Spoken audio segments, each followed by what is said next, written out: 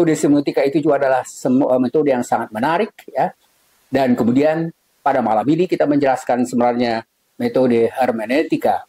Teman-teman sekalian, hermeneutika ini sebenarnya di dalam perkuliahan itu biasanya mata kuliah. Selamat datang di channel Dialektika.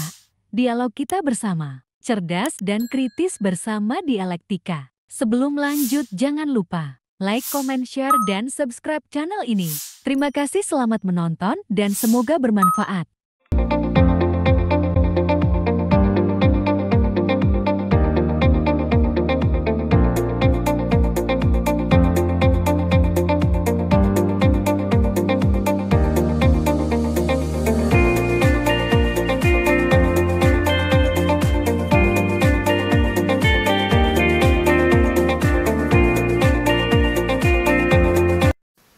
Assalamualaikum warahmatullahi wabarakatuh. Selamat malam dan senang kita bertemu kembali dalam kuliah diskusi malam ini. Dan ini adalah sebenarnya materi yang keempat yang akan kita sampaikan.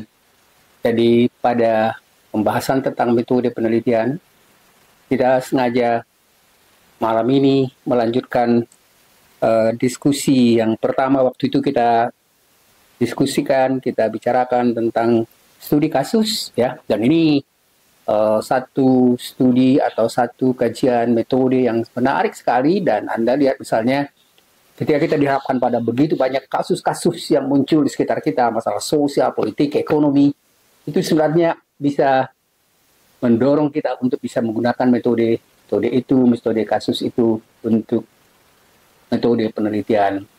Atau misalnya penelitian untuk katakanlah misalnya jurnal atau skripsi atau tesis.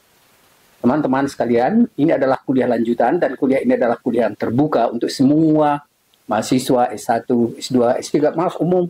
Jadi ini adalah satu sumbangan pemikiran untuk kita semua. Dan saya sebenarnya materi-materi yang sudah lama saya tidak bicarakan di universitas, karena selama ini saya lebih banyak membicarakan tentang metode-metode yang berkaitan misalnya dengan munculnya tentang critical theory, postmodern theory, dan era cyber. Dan ini biasanya diberikan pada bagian awal, dasar.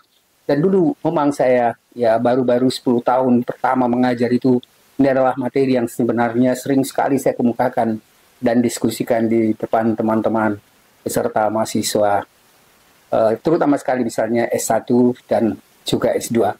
Teman-teman sekalian, jadi tadi kita katakan bahwa kita sudah membicarakan, yang pertama adalah tentang metode studi kasus. Yang kedua, kita sudah membahas tentang wawancara mendalam. Bagaimana misalnya kita kalau mau melakukan wawancara, teman-teman sekalian, Anda bisa lihat hampir setiap hari misalnya di media massa, di TV, atau misalnya melalui online. Anda selalu menemukan bagaimana misalnya wawancara itu dilakukan, dan kita sudah memberikan sedikit penjelasan tentang metode itu, dan Anda misalnya bisa lakukan itu dan terapkan itu pada kegiatan-kegiatan akademis Anda. Yang ketiga adalah semiotika, dan metode semiotika itu juga adalah metode yang sangat menarik ya. Dan kemudian pada malam ini kita menjelaskan sebenarnya metode hermeneutika. Teman-teman sekalian, hermeneutika ini sebenarnya di dalam perkuliahan itu biasanya mata kuliah atau metode yang pertama sekali dijelaskan, dan ini memang metode yang sejak masa 400-500 tahun sebelum Masehi ini sudah menjadi pembicaraan. Dan teman-teman sekalian, Anda bisa mungkin melihat bahwa ada foto yang Anda lihat itu adalah dewa Hermes.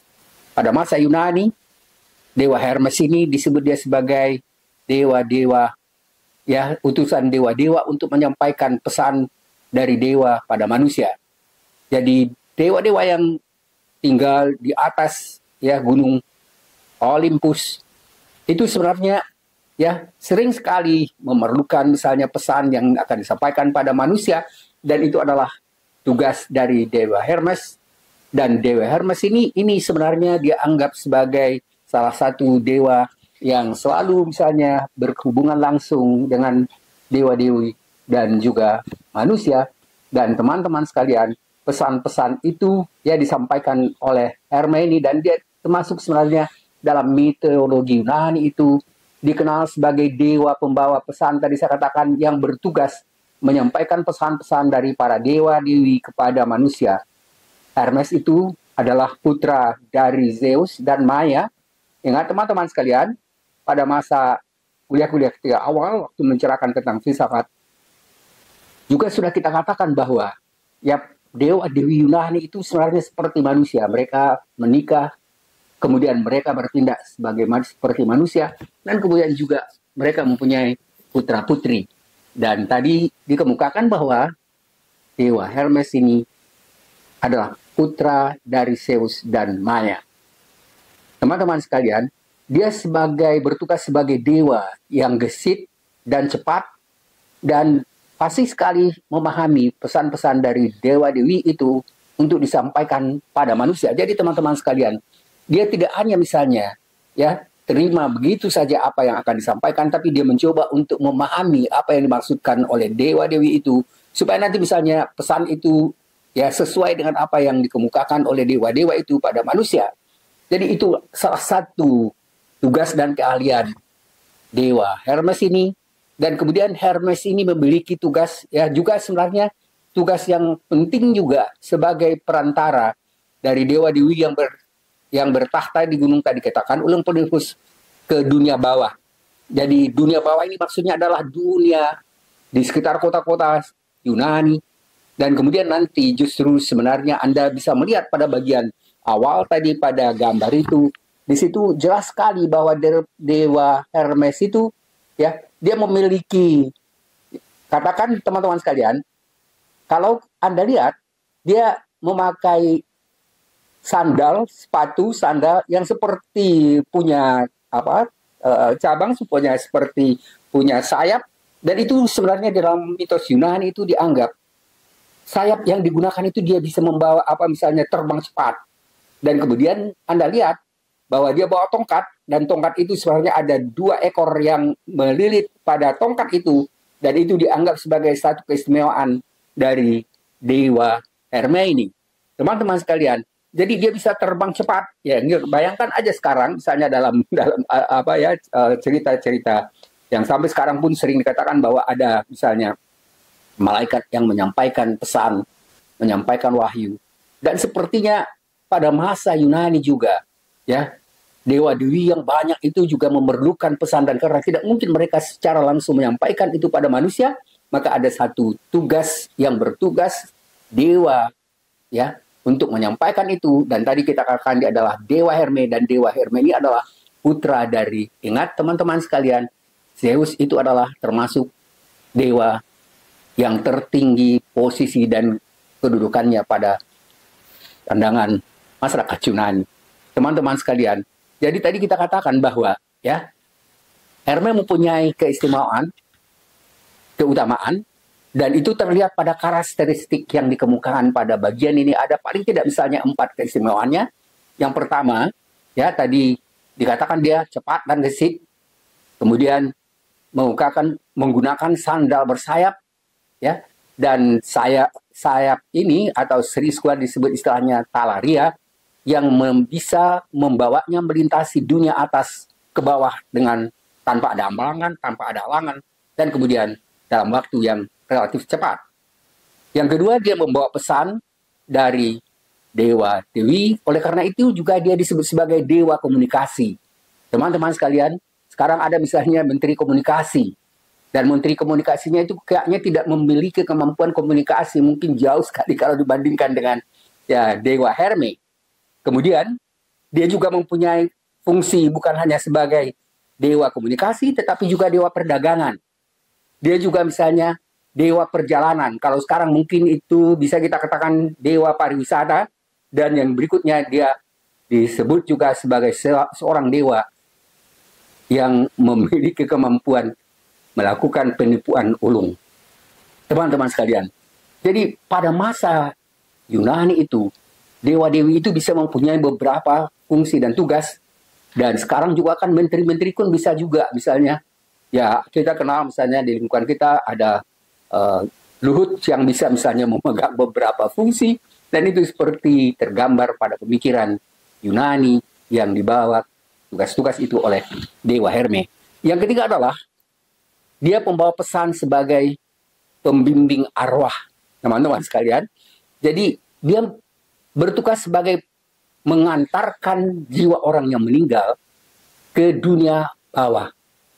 Teman-teman sekalian, jadi dalam pemikiran Yunani ini juga, sebenarnya mereka sudah bisa menganggap juga ada misalnya, kalau seorang meninggal itu ada jiwa, dan jiwa orang itu harus diantarkan oleh pesan, ya pembawa pesan itu adalah Dewa Hermes, dan itu dibawa ke dunia bawah.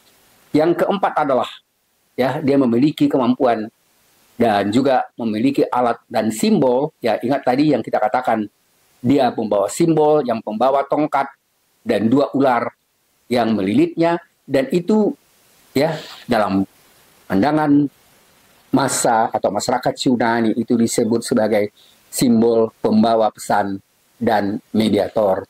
Jadi dia memang salah seorang dewa yang memiliki kemampuan mediator yang luar biasa. Teman-teman sekalian, jadi sekarang kita mencoba untuk bisa melihat sebenarnya pada masa Yunani itu paling tidak ada 2 metode yang sekarang sering sekali digunakan, dan sebelumnya kita kemukakan sebelum membicarakan sebenarnya tentang dewa Hermes dan tugasnya ya sebagai ahli hermeneutik, ahli penyampaian pesan dari dewa ke manusia. Pada masa sebelumnya waktu kita menjelaskan tentang salah seorang tokoh besar yaitu Socrates. Waktu itu kita katakan bahwa Socrates itu adalah salah seorang tokoh yang sangat ahli menggunakan metode yang kita sebut sebenarnya metode dialektika, metode dialog. Jadi paling tidak sebenarnya ya ada hubungan yang erat sebenarnya antara metode yang kita bicarakan pada awal tentang metode yang disebut dengan dialektika, karena itu juga ada dialog, kemampuan berbicara, kemampuan menjawab dengan baik, ya. Dan kemudian misalnya sekarang kita mencoba menjelaskan tentang metode yang kita sebut dengan metode hermeneutika, dan hermeneutika itu pada intinya sebenarnya dia termasuk pada metode kualitatif dan metode kualitatif yang memang sebenarnya setiap hari kita melakukan dialog, ya. Bukan hanya maksudnya dialog dengan diri sendiri, tetapi dialog dengan orang lain, dengan masyarakat, dan kita. Dan bukan hanya kita, tapi semua orang sebenarnya memerlukan kemampuan atau pemahaman hermeneutika. Walaupun tidak terlalu mendalam, tapi memang kita kan harus bisa memahami, ya, memahami apa yang disampaikan orang dan sampaikan itu. Orang itu ingat kemarin kita bicarakan misalnya tentang bagaimana wajah gerak-gerik, ya, dan itu juga adalah bagian daripada hermeneutik.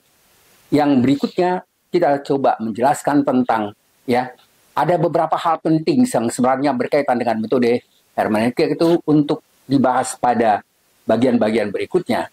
Teman-teman sekalian, Anda ingat bagaimana misalnya di dalam ya pengadilan-pengadilan sering sekali terjadi ya keributan, pertentangan yang sangat malah keras antara, saya ingat kemarin tapi saya lupa namanya, bagaimana misalnya Rocky dengan salah seorang pendukung dari Jokowi, ya, itu berdebat keras, bukan menggunakan logika, tetapi sudah menggunakan misalnya model kekerasan, hampir melakukan tindakan fisik. Teman-teman sekalian, yang dilakukan oleh Hermes tidak seperti itu, karena dia hanya tinggal menyampaikan pesan-pesan itu sebaik mungkin supaya bisa dipahami. Dan juga sering sekali misalnya kita lihat di dalam pengadilan, ya, yang juga menurut saya yang pernah sebenarnya terjadi adalah bagaimana misalnya ketika Rocky Gerung berfungsi atau dipercaya sebagai salah seorang misalnya ahli di pengadilan itu forensik filsafat, dan kemudian ya bagaimana misalnya kita melihat bagaimana misalnya para jaksa itu, hakim itu justru sebenarnya tidak begitu memahami dan tidak bisa melakukan jawaban yang baik. Dan teman-teman sekalian, untuk bisa misalnya melakukan tugas-tugas penting di dalam masyarakat, apalagi misalnya para pejabat, dosen, guru, dan pada umumnya sebenarnya semua masyarakat itu memerlukan kemampuan untuk bisa melakukan komunikasi dengan baik, dan itu sebenarnya perlunya kita bisa memahami tentang metode semiotik ini. Teman-teman sekalian, tentang metode tadi sebelumnya semiotik tapi juga dengan hermeneutik ini. Teman-teman sekalian, Jadi kita sekarang sudah membicarakan tadi yang katakan ini adalah pembahasan tentang metode yang keempat. Jadi di sini kita melihat secara khusus bagaimana ya diskusi dan rangkaian ringkas misalnya dari berbagai macam ya di dunia pengadilan dalam kehidupan kita sehari-hari. Sering sekali terjadi sebenarnya dialog yang tidak baik karena ketidakmampuan misalnya memahami metode metode hermeneutika itu dengan baik, dan kadang-kadang sebenarnya kita keluar dari penggunaan rasionalitas dan lebih banyak misalnya dikuasai oleh emosi. Teman-teman sekalian, jadi pada tindak-tindak tertentu misalnya pada tindak kejahatan virtual misalnya, sering sekali misalnya terjadi sesuatu kejadian yang harus difahami dan diatasi dengan metode-metode hermeneutik secara strategis supaya misalnya kita bisa ya atau misalnya para hakim itu bisa menyingkap apa yang selama ini tersembunyi, dan itu sebenarnya memerlukan juga strategi hermeneutika. Bagaimana misalnya pada kejahatan-kejahatan yang sering sekali sekarang ini misalnya terjadi dalam bentuk kejahatan virtual, apalagi misalnya pada ya teman-teman sekalian ya pada kepolisian yang selalu misalnya berusaha dan bertugas untuk bisa memberikan ya katakanlah misalnya upaya untuk mengatasi atau misalnya melakukan penerapan hukum pada bentuk-bentuk kejahatan itu, pasti sekali misalnya mereka memerlukan apa yang kita sebut tadi dengan metode hermeneutik. Teman-teman sekalian, jadi pada bagian ini Anda bisa melihat misalnya ada satu foto dari salah seorang ahli semiotik terkenal, hermeneutik terkenal. Ini adalah Paul Ricoeur ya. Jadi saya tidak mengungkapkan sebenarnya tokoh-tokohnya karena begitu banyak ya tokoh-tokoh. Ya di sini kebetulan saya ambil satu foto dari Paul Ricoeur, tapi nanti ada Gadamer, ada misalnya banyak sekali ya tokoh-tokoh mulai dari masa Yunani sampai sekarang ini, tetapi yang di depan Anda yang Anda lihat ini adalah foto dari salah seorang ahli modern tentang semiotik itu yaitu tentang hermeneutik yaitu Paul Ricoeur. Teman-teman sekalian, dia adalah filsuf Prancis yang terkenal yang memadukan metode fenomenologi dengan hermeneutik. Oleh karena itu sering sekali disebut dengan fenomenologi hermeneutik. Kalau saya katakan tadi misalnya ya metodologi, fenomenologi, fenomenologi berasal dari kata fenomena, phenomenon. Jadi ilmu tentang fenomenologi. Jadi untuk memahami suatu tindakan, suatu ucapan, itu memerlukan misalnya kita memahami tentang fenomena atau kondisi di mana itu terjadi. Jadi upaya untuk memadukan antara metode interpretasi atau hermeneutik dan fenomenologi itu adalah merupakan keahlian salah satu di antaranya adalah Paul Ricoeur ini, dan sering sekali sebenarnya kita tidak bisa melepaskan, apalagi misalnya pada katakanlah misalnya berhadapan muka ketika kita melakukan komunikasi ya atau misalnya lakukan pembicaraan, itu memerlukan sebenarnya apa yang kita sebut dengan metode fenomenologi hermeneutik. Jadi perpaduan antara dua metode yang tanpa kita sadari pun sebenarnya ada metode itu kita selalu lakukan itu dalam kehidupan kita sehari-hari. Teman-teman sekalian, jadi interpretasi dan fenomenologi bisa dipadukan keduanya, dan itu menjadi metode yang kita sebut dengan metode hermeneutika kritis. Ingat teman-teman sekalian, mungkin kita bisa nanti lanjutkan sebenarnya ada bentuk hermeneutika yang kita sebut misalnya dengan hermeneutika kritis. Ya, jadi artinya kita mencoba untuk memahami ya apa yang diucapkan, apa yang sikap tingkah laku yang dilakukan waktu kita melakukan dialog. Dan kemudian di selain itu juga ada yang disebut dengan hermeneutika kecurigaan. Jadi hermeneutika kecurigaan artinya adalah bagaimana misalnya kalau kita melakukan ya dialog, melakukan komunikasi, maka kita tidak selalu mempercayai langsung apa yang dikemukakan itu, tetapi mencoba untuk mencurigai apa sebenarnya makna yang dikemukakan oleh lawan bicara itu. Teman-teman sekalian, kan sering sekali sebenarnya yang maksudnya tidak sama dengan apa yang dikemukakan, tapi tersembunyi di dalam pernyataan itu, dan itu yang kita sebut sebenarnya memerlukan apa yang disebut dengan hermeneutika kecurigaan. Jadi kritis, kecurigaan, dan ada hermeneutika radikal. hermeneutika radikal juga akan kita bicarakan, kalau tidak malam ini misalnya, bisa malam besok atau berikutnya. Karena hermeneutika radikal itu sebenarnya adalah ya pembaruan, atau misalnya itu adalah metode yang dikemukakan oleh seorang pemikir postmodern yang terkenal, namanya Jacques Derrida. Jadi Jacques Derrida itu mengemukakan satu metode yang dia sebut sebenarnya dengan metode dekonstruksi. Teman-teman sekalian, sering sekali kita lihat sekarang, ketika misalnya ada perdebatan-perdebatan di TV, atau perdebatan-perdebatan melalui misalnya internet, itu justru sebenarnya perdebatan itu adalah bentuk ya,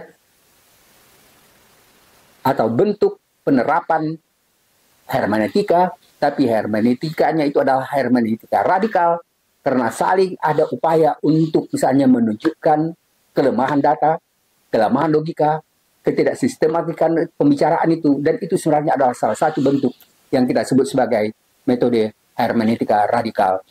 Jadi teman-teman sekalian, paling tidak misalnya pada kuliah pengantar ini, mungkin Anda bisa mencari sendiri beberapa model atau bentuk istilah ya kritis, tadi kita katakan hermeneutika kritis, kemudian hermeneutika kecurigaan, dan hermeneutika radikal yang kita sebut istilahnya dengan hermeneutika dekonstruksi.